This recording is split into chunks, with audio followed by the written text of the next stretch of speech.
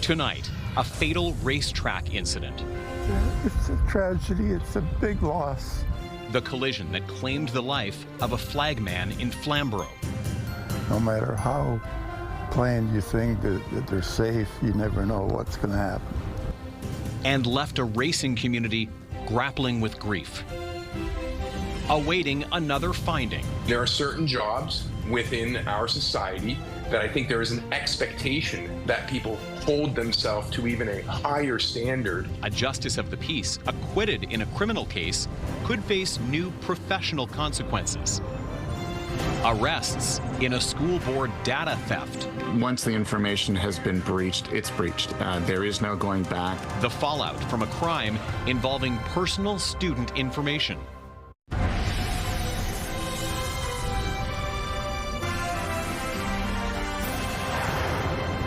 Good evening. We begin at a racetrack near Hamilton tonight, where people are mourning the loss of a flagman at Flamboro Speedway. Doug McLean was manning the starter stand on Saturday night when he was struck by a vehicle that had gone airborne. CTV's Alexandra Hollick has more on his tragic death that has hit the racing community hard. I see he's a fixture here. He was a fixture here, you know. He loved what he did. Driven by the need for speed, Doug McLean dedicated decades of his life to Flamboro Speedway. He's been here. He used to race here.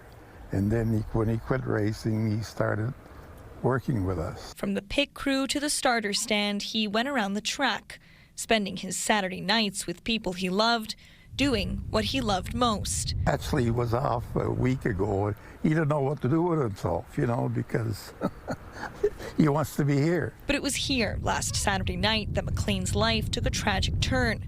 While he was flagging the final lap of a race, two cars collided. One launched into the air and slammed into the platform. That shook Dougie quite a bit. And unfortunately, that took his life. The 70-year-old was rushed to a Hamilton hospital where he died. The drivers weren't injured. It's a tragedy. It's a big loss. He's a, you know, not only he's a worker here, he was a great friend.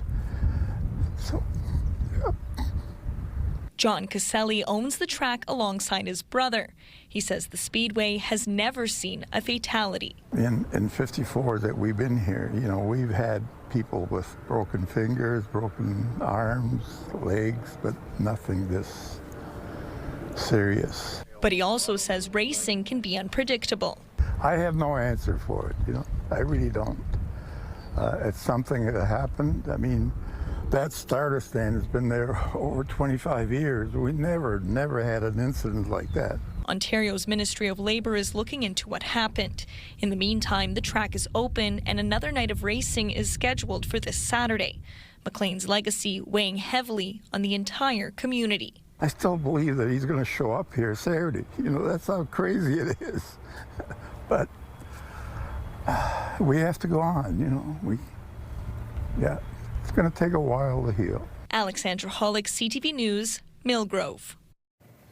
All right, time now for a first look at the weather. Let's join Ashley Bacon here in studio for the details. You know, looked pretty dark out there, the sky this afternoon, pretty threatening. I understand conditions are just starting to improve now, though. Absolutely, Tony. We were under a severe watch for a thunderstorm all day, but that has just been lifted by Environment Canada. And as we take a look at the radar behind me, that really helps to paint the picture because there's still lots of activity happening all around southwestern Ontario. Now, that doesn't mean we're out of the woods for rain. We could absolutely still see spotty showers over the next few hours and are likely to do so.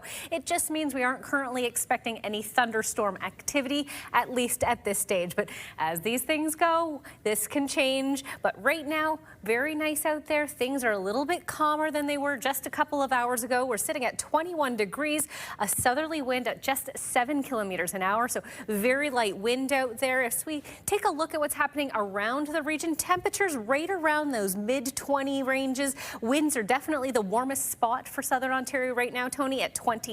But as these things continue, we are expecting the sun hopefully to make an appearance tomorrow, but I'll have those details coming up a little later in the show. Okay, Ash, thank you very much. We'll talk to you soon. The legal saga for a Kitchener Justice of the Peace continues. In December last year, James Ziegler was found not guilty of criminal harassment and forcible confinement of another justice of the peace. But he could still face professional repercussions in an upcoming hearing. CTV's Jeff Pickle is here to explain. So, Jeff, what is this upcoming hearing all about? Well, Tony, it's with the Justice of the Peace Review Council. This is the professional board that acts to ensure justices of the peace in Ontario are keeping up with their professional standard. We learned from this notice that Justice Ziegler has been suspended from duties until this process is complete. The incident happened in April of 2024. Justice of the Peace James Ziegler was accused of forcible confinement and criminal harassment of another Justice of the Peace inside the Kitchener courthouse. The accusations included Ziegler entering the woman's office, professing his love and desire for her. The complainant testified at trial about feeling scared and unable to leave her office. In a judge-alone trial, the judge called Ziegler's actions unprofessional, but ultimately acquitted Ziegler, saying in part, with the only evidence of her worship's state of mind indicating emotional distress, I cannot conclude that his worship knew or was even capable of perceiving that his conduct was causing the complainant to be afraid and feel that she was trapped in her office. Cleared of criminal wrongdoing, Ziegler is now facing his professional standards board. There are certain jobs within our society that I think there is an expectation that people hold themselves to even a higher standard than what we want every citizen to hold themselves to. London-based lawyer Nick Cake says this is common for professions that rely on public trust. There are other checks and balances that he has to comply with. It's the same as if a police officer gets charged, or a lawyer, a doctor, things like that. There are administrative boards that govern the actions of certain professions. In the notice of hearing, the board says the alleged conduct is contrary to the integrity of the judiciary and undermines the public's confidence in the Justice of the Peace's fitness to hold judicial office and in the administration of justice. The hearing panel will have to determine whether to dismiss the complaint or uphold it. If upheld, the board has a long list of possible penalties from a warning to suspension without pay for up to 30 days, or it says the hearing panel can also recommend the Attorney General removed Ziegler from office. The notice of hearing confirms that Ziegler has been removed from judicial duties. In the meantime, Ziegler remains on the Sunshine List, earning over $175,000 last year. Maybe it's the criminal lawyer in me, but everyone is innocent until proven guilty in a court of law. And so ultimately, if the employer makes the decision to sideline these individuals, but yet there hasn't been a final determination of guilt or innocence, then I suppose by rights, they ought to be paid. And Cake also points out the burden of proof in a professional hearing is much less than in a criminal trial. In a criminal court, the prosecution must prove beyond a reasonable doubt. And in a hearing like this, the legal term is balance of probabilities, which is far less certainty. The first date is set for August 28th. Tony? Okay, Jeff, thank you. CTV's Jeff Pickle with that report.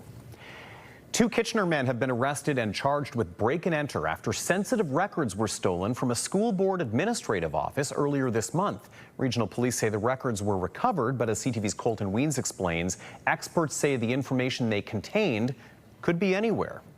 On July 5th, a Waterloo Region District School Board building on Ardelt Avenue was broken into and items were taken, including detailed records of 36 children enrolled in the extended day program. Files containing personal data, including children's names, photos, emergency contact information, medical conditions, medications, and healthcare providers. Waterloo Regional Police now say a few days later, they arrested a 48-year-old Kitchener man and a 46-year-old Kitchener man in connection with the theft, and also recovered a portion of the stolen property, including the compromised records. But a tech expert tells CTV News the information taken could have been spread online before it was recovered. It's heartening that the police were able to recover the data, but what happened between the time of the break-in and the time of the recovery is unknown. So potentially that information could still be out there. Carmi Levy says once that information is breached, there is no going back, and there's an indefinite risk to the child and their family. It's not as if their accounts are going to be broken into right now. What it means is that now more information is in the hands of criminals that can be used to craft even more sophisticated, even more personalized, even more customized messages, phishing messages that look very much like they're coming from legitimate sources. And so victims can expect to see a greater volume of these kinds of messages in their email inboxes, their text message inboxes, even their social media direct messages.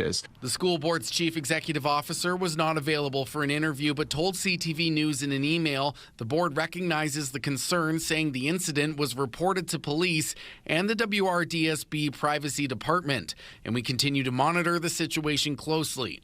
The board is reviewing its practices and processes to prevent similar incidents in the future. Obviously, we've always worked hard to street-proof our kids. I'm a parent as well, but that becomes even more pressing as information like this gets out. It means that a complete stranger can craft a story that makes them look like a very close friend of the family. That increases the risk of this kind of crime toward our kids. The school board says everyone whose personal information may have been affected has been notified. Meanwhile, the Office of the Information and Privacy Commissioner of Ontario has told CTV News the board reported the breach on July 7th, but they can't share details right now since it's an active file with their office. Colton Weens, CTV News, Kitchener. We're learning more about what appear to be some lavish expenses by Ontario MPPs. As CTV's John Woodward reports, records show the Constituency Association of Ontario's embattled Labour minister has also been a big spender. Years ago, Northumberland Peterborough MPP David Piccini could be spotted at events at a local pub in Port Hope. After he became Labour Minister in late 2023, records show something changed. Hospitality costs borne by his constituency association swelled from $12,000 to almost $50,000, buoyed by $1,800 at the Four Seasons, $2,000 at the Conservative Albany Club in Toronto, $237 at the Antonio Park, a luxury restaurant on the 51st floor of the Manulife Centre. These folks, they're living large. A lifestyle, says Liberal interim leader John Fraser, that happened as Piccini gained control over $2.5 billion in a government jobs fund. See this gigantic increase in donations, which relates to the Skills Development Fund. Piccini already facing an Integrity Commissioner investigation over whether he broke the law in giving out those grants, something he's always denied. The association's chief financial officer doubts Piccini was living large on donations from people trying to get grants. I really doubt it. He's a pretty honest guy. I doubt if there's anything like that going on with David Piccini. The PC's reeling this week after revelations former Tourism Minister Stan Cho's constituency association was spending thousands on trips and meals. Cho resigned after it emerged he'd spent more than $16,000 on hotels in Toronto, where he lives. More than a dozen nearby MPPs spent $100,000. The Premier says they'll repay it. If you guys think for a second I'm happy about this, you're wrong. It's unacceptable. The Premier said, I deserve a luxury private jet, so I'm buying one.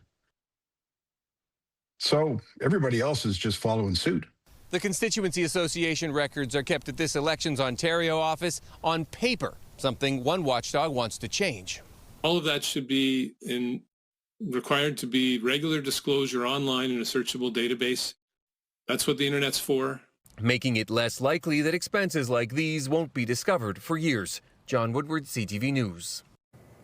A reminder to start your day with the CTV Kitchener newsletter. Local content from CTV News right to your inbox every morning, including a look at the day's top news stories, the latest weather forecast, and some must-see videos. You can sign up over on our website at ctvnewskitchener.ca. Southern Ontario is stepping up for wildfire victims in the north. Just ahead, we'll tell you who is behind a big shipment of relief supplies that is on the way from Lambton County. I'm Karis Mapp. A cereal company with ties to Waterloo Region is taking off thanks to the Artemis II mission. How Goldie's made the cut as the cereal of choice for astronauts during the 9-day lunar flyby, bringing the brand to new heights. That story just ahead. Spotty showers expected at least for the next few hours, but will your Wednesday be a washout? I'll have those details with your long-range forecast coming up. Stay with us. Download the CTV News app and stay on top of local stories as they unfold. We go to a dramatic scene unfolding. Customize your feed and watch live wherever you are. CTVKitchener.ca, your home for news. When you see it happen, send it to CTV News. Text 10400. From your screen to ours. Text 10400.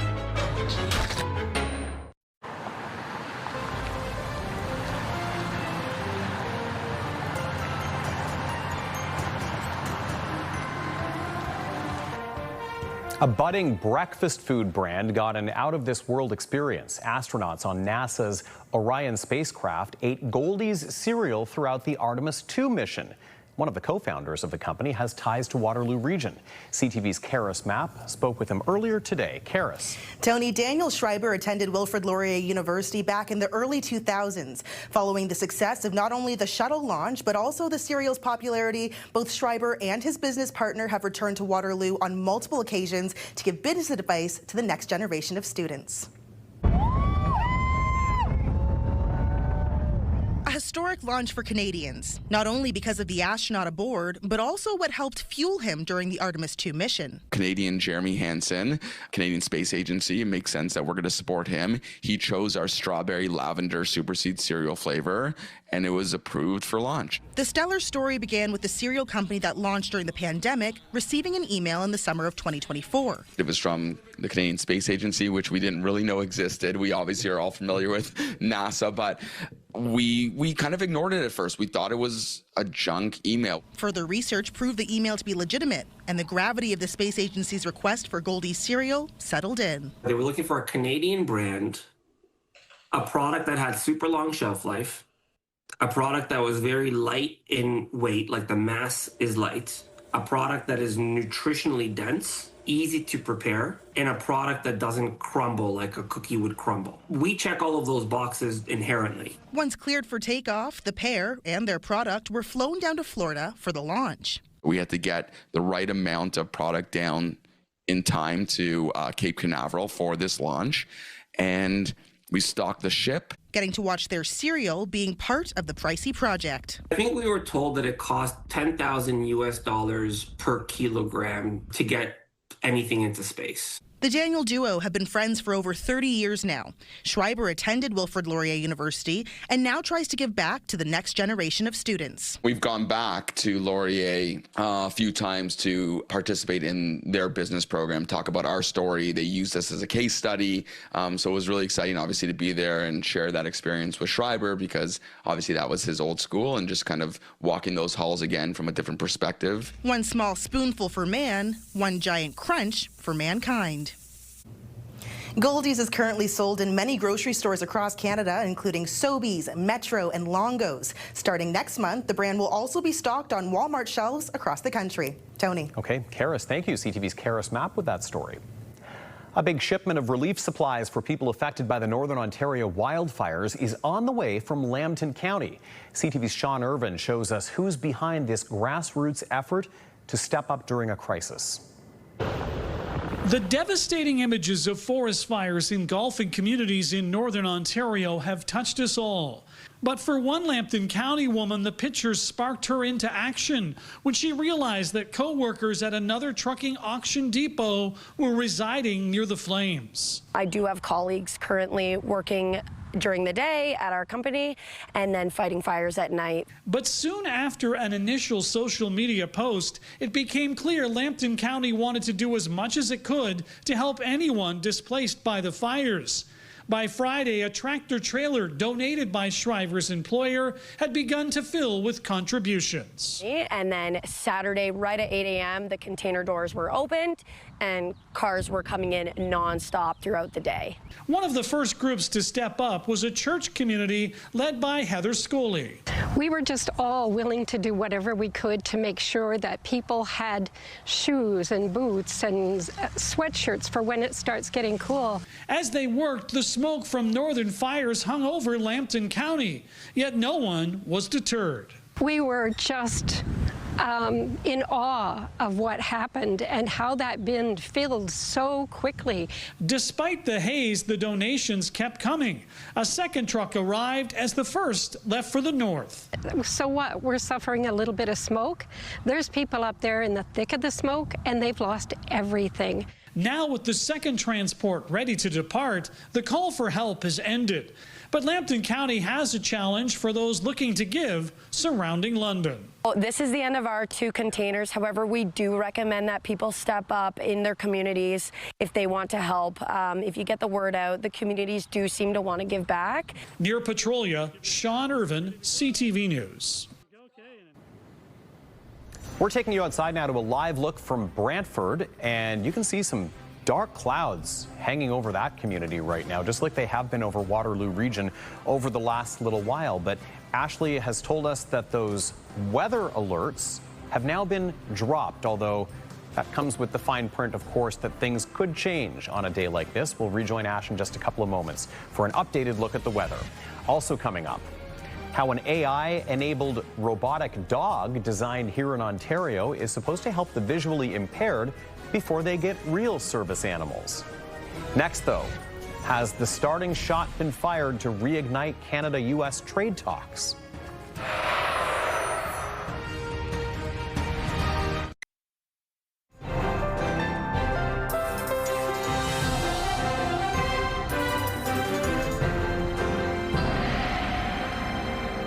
Ashley's here with our forecast. We were just looking at the live radar images. Yes. Boy, you don't have to drive far right now across southern Ontario to come across some very stormy conditions. And I wanted to say, this tells you a little bit about the life that each of us lives here.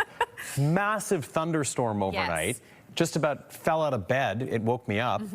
Happening about an hour after I went to bed and about an hour before you got up in the morning. That's accurate. I am a little tired this evening because I have been up since about 4 when that thunderstorm hit. Well, there was no way you could fall right back asleep. That was crazy. And with the combination of the lightning and frankly the heavy rain hitting my window, Tony, that also helped. And I'm sure a lot of people at home are feeling the same way. And as we take a look from Brantford this afternoon, Dave Pettit bringing us this beautiful shot of the skyline there. It is dark there. We could still absolutely see some rain activity even if we're not under a thunderstorm watch. And of course, we could still get another alert issued over the next few hours. So it's good idea to keep an eye on Environment Canada as well as ctvnewskitchener.ca just to keep up to date in case things are changing. But as it stands, we are out of the warning zone for Waterloo Region.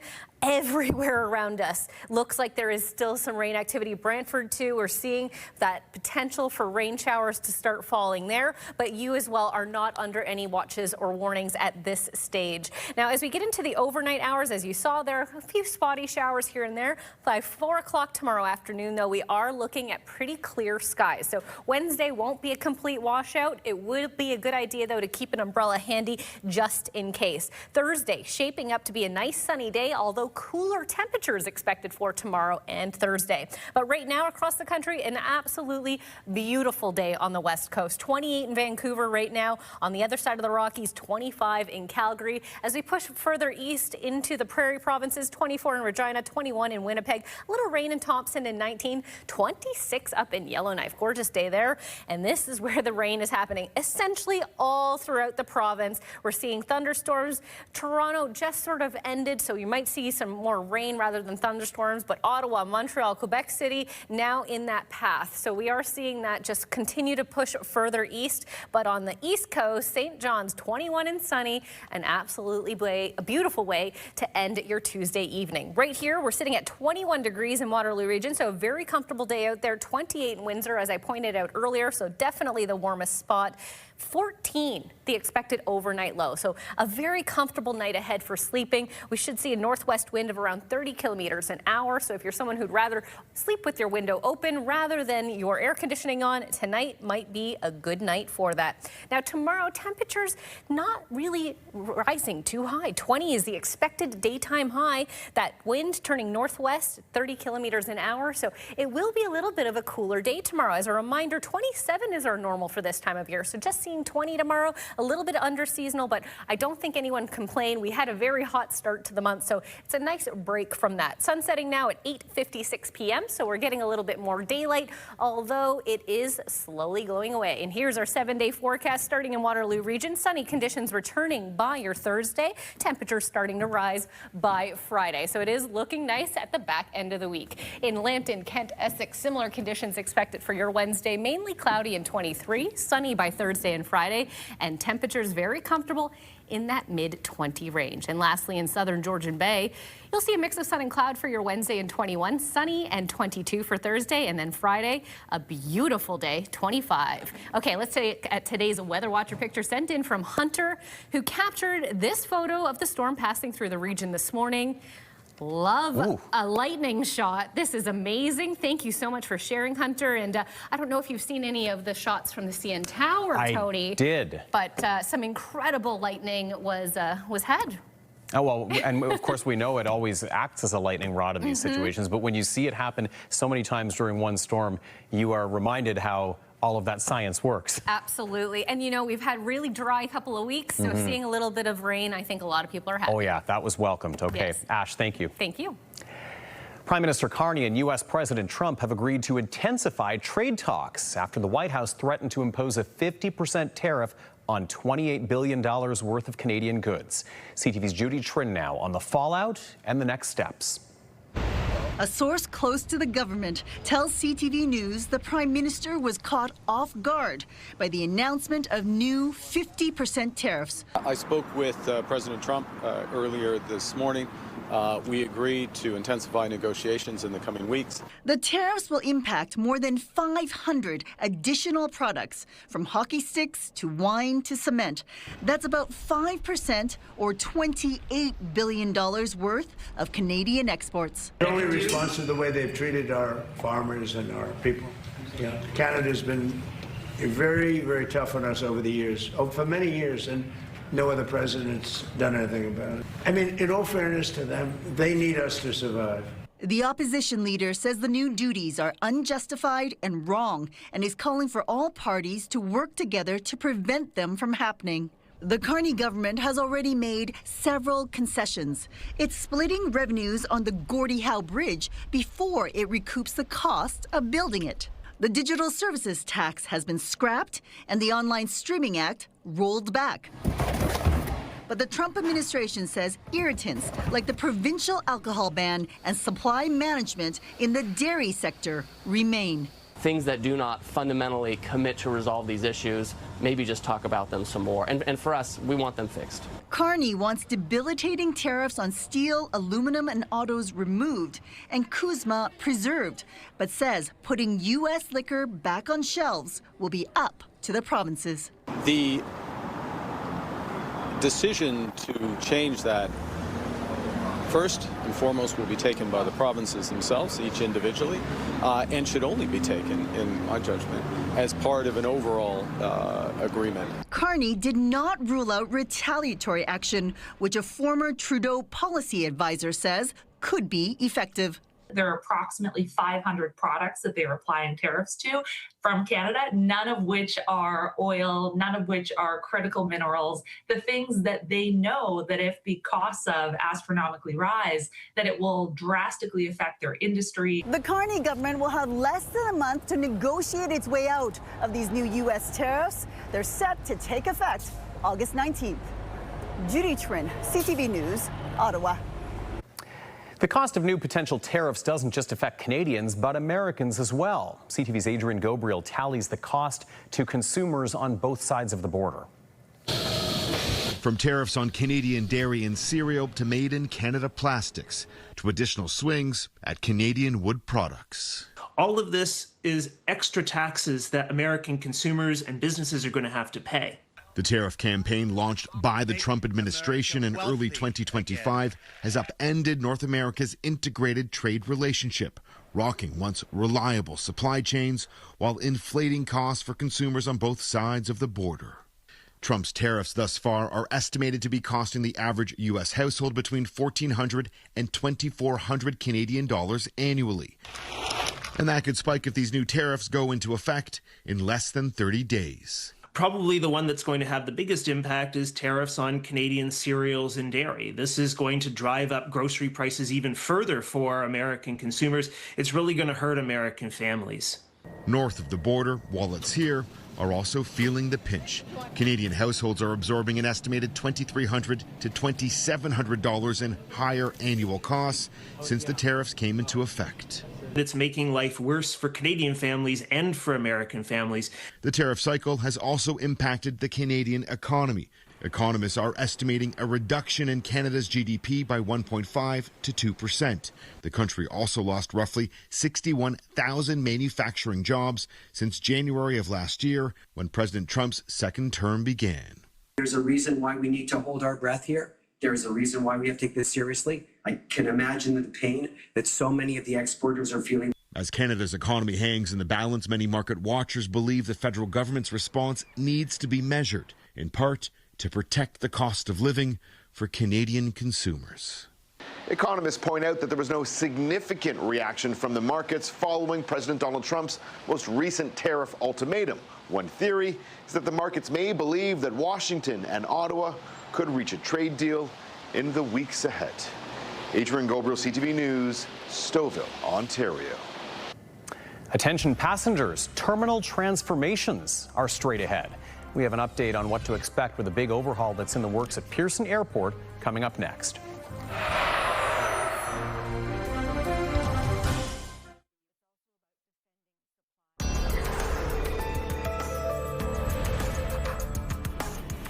We have more tonight on one of the key industries affected by threatened new tariffs, dairy. The U.S. sees the tax as leverage because Americans want access to Canada's very protected market. But for both sides, it's also about defending supply management systems. CTV's Geneviève Beauchemin reports on the implications. Like 6 generations of his family before him, Angus McKinnon has produced milk just a stone's throw from the U.S. border. And he's been wondering when the American neighbors would target the industry. We've been waiting for Donald Trump to come down on dairy for the last 2 years. Under the current system, the tariffs will have little impact on producers themselves, though distributors might take a hit. But some producers have feared Canada's supply management system could be sacrificed to appease the U.S. Some critics in this country have said dairy should not be a sacred cow. The U.S. pointed to Canada's supply management system as a main irritant, justifying 50% tariffs, and put Canadian milk, lactose, and whey on the tariff hit list.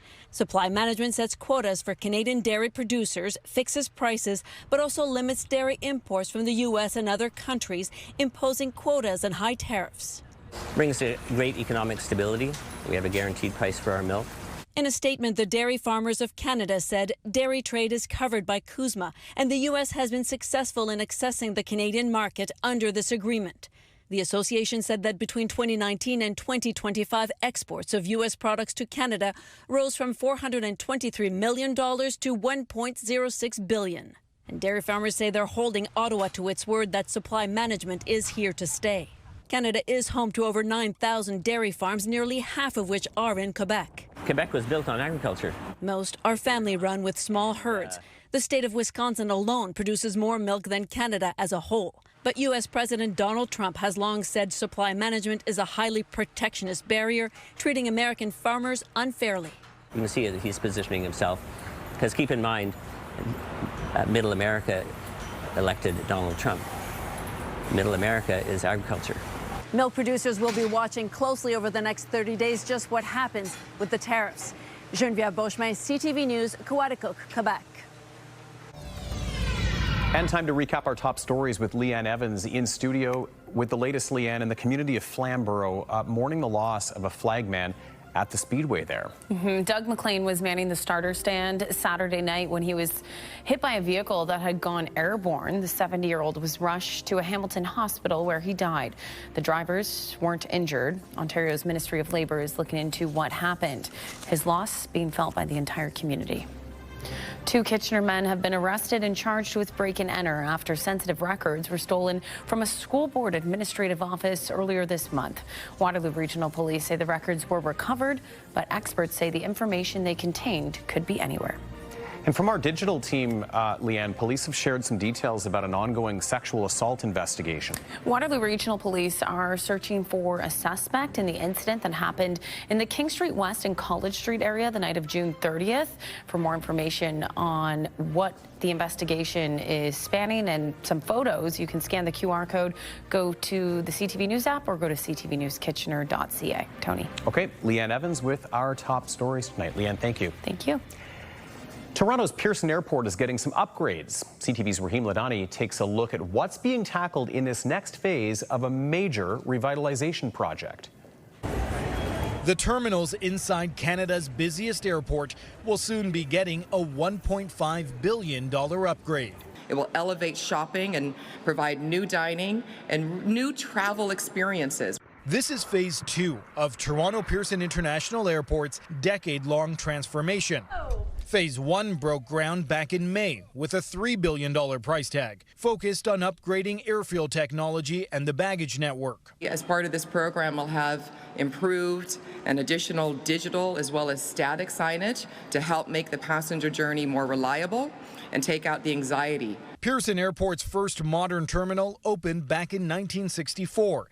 The current Terminal 1 welcomed travelers in 2004, while Terminal 3 opened in 1991. Officials say this revitalization will upgrade aging infrastructure and enhance the passenger experience by improving security screening, check-in area, baggage processing, charging spaces, and lounges. A series of manageable chunks of work that are going to be done and organized in such a way to minimize the pain that passengers are going to be experiencing. When that pain is going to start and how long it's going to last are questions which still need to be answered.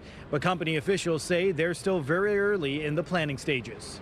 We're trying to focus in on some of the specifics, but I think some obvious things. We're going to look to make the space brighter, more spacious, organized in a way that's intuitive. On the horizon is also phase 3, creating more terminal space. The airport expects to see 65 million passengers per year by the early 2030s. That would mean serving roughly 30,000 more passengers a day. Rahim Ladani, CTV News. Just ahead, a missing propeller proves to be a missing link in a deeper family story. We will find out how the recovery of a piece of wartime history has brought a full circle moment to a Huron County man.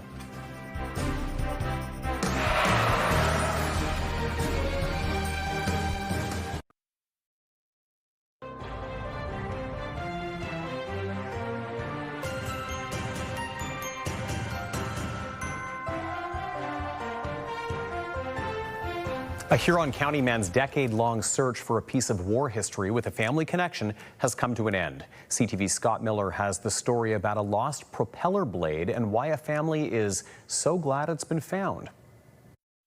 On this day, 85 years ago, Andy Smart's uncle, Sergeant George Stevenson, crashed his plane in Scotland during a World War II training flight. After a decade of searching, Smart not only found, but repatriated one of the wooden propellers from his uncle's plane to the church he once belonged to. The plane was completely destroyed by fire, with the exception of this propeller blade, which broke off. Okay, and the propeller blade was taken from someone in the Wanlugby village and put into a pub and hotel down there and hid for 4 years. The wooden propeller served as an umbrella rack for years before Smart, who spent 10 years searching, finally tracked his uncle's lost propeller down at a library in Scotland. He contacted the owners, who agreed to give him the propeller to display at the church his uncle attended every Sunday after moving to Meaford from Scotland in 1928. when he was killed, it was quite a blow to a lot of Meaford people who knew him, and also to the church, his fellow parishioners. Stevenson was the first pilot from Meaford to join the war effort and the first to be killed overseas. Bringing a piece of him home means the world to parishioners at Christ Church Anglican in Meaford. While Meaford is a small town, it's an international town. We have stories that go around the world, be that with the propeller, be that with our glass here. Now, the glass Father Bedford speaks of are 4 memorial stained glass windows at the church, made up entirely of stained glass fragments recovered from European churches leveled during World War II. The church's minister at the time, Father Harold Appleyard, served as a military chaplain during the war. Seeing the destruction of centuries-old churches everywhere he went, he was granted permission to sift through the ruins and collect stained glass fragments to create new stained glass windows at his church back in Canada. The 4 memorial windows, made from thousands of shards of stained glass collected from more than 130 European churches, were unveiled shortly upon his return from war in 1946. We have some of the oldest glass, by virtue of where it comes from, some of the oldest glass in North America, some pieces upwards of 700 or 800 years old. You can still, in fact, see the scorch marks from the fires that were inside the church. A very special memorial service will be held here at Christ Church Anglican in Meaford to acknowledge the receipt of George Stevenson's propeller that somehow completes an already impressive set of memorials for Meaford's war dead. They have pictures, they have stories, but now they actually have a piece of what he sacrificed. In Meaford, Scott Miller, CTV News. And we'll have more news coming up in just a few minutes. First, let's check in once again with Ashley. Well, it looks like tomorrow will be calm and cool. Details on what you're waking up to coming up after this. Stay with us. Coming up on CTV tonight, start your night off with E-Talk, followed by back-to-back Big Bang Theory, The Amazing Race Canada at 9, and cap your night off at 10, Password. Tonight, the U.S. president's provocative comments about Canada. Without us, there's no way they can survive. The Prime Minister's response and the tariff consumer cost on both sides of the border. Later on CTV National News and watch on Crave. KW's Bounce 99.5 has the music you just can't quit. Listen all summer for your chance to win. Turn the lights off, carry me home. With Bounce to your backyard.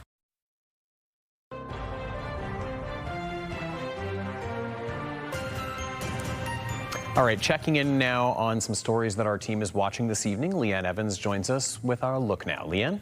Tony, Cambridge City Council is discussing the water allocation policy and bylaw tonight.